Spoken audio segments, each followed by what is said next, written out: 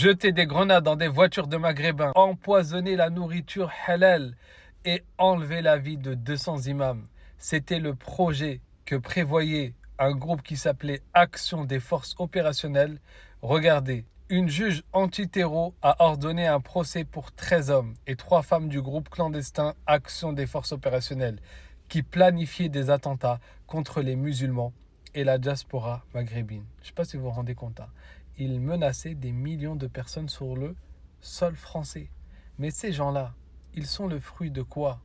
Ils sont le fruit de certains médias qui constamment alimentent ce genre de choses, provoquent que des personnes qui sont derrière leurs écrans, qui n'ont pas forcément beaucoup d'esprit critique pour beaucoup d'entre eux, écoutent du matin au soir, toujours les musulmans, les maghrébins, les musulmans, les maghrébins, comme si, en fait, une minorité, qui sont dans les quartiers que nous-mêmes on déteste.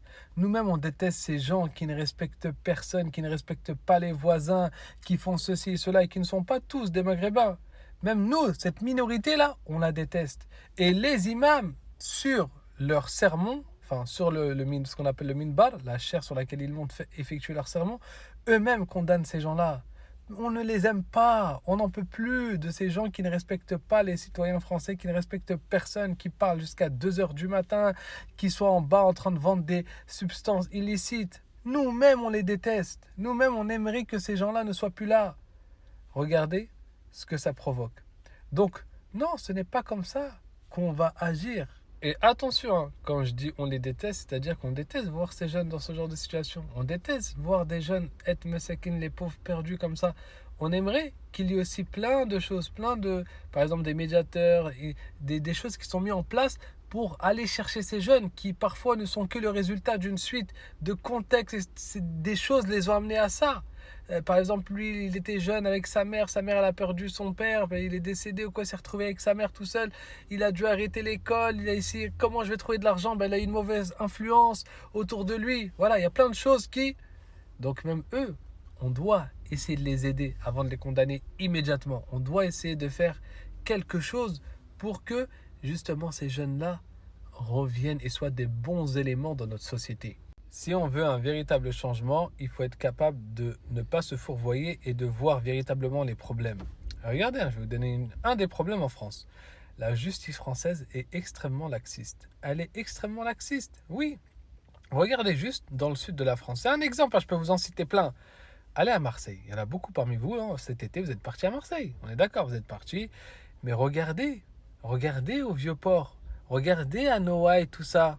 Regardez comment les gens ils sont. Les citoyens français, ils sont là, ils tiennent leur téléphone, leur sac, ils ont peur parce qu'il y a des gens qui sont rentrés sur le sol français, pas dans les règles, pas dans les règles.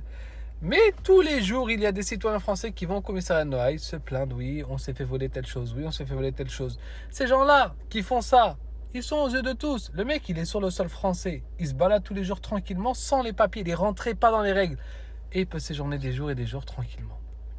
Et les Français qui sont là-bas, qui sont nés là-bas, que ce soit des Français pure souche ou des Maghrébins, ne sont pas en sécurité. Je connais la maman d'un imam, elle est française, il est français, etc.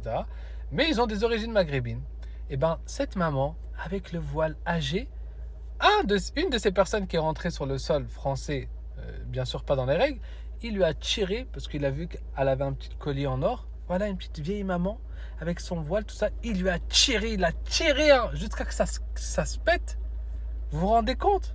C'est nous-mêmes, les propres maghrébins d'origine, on est français, on est né en France, etc. Nous, on n'est pas en sécurité.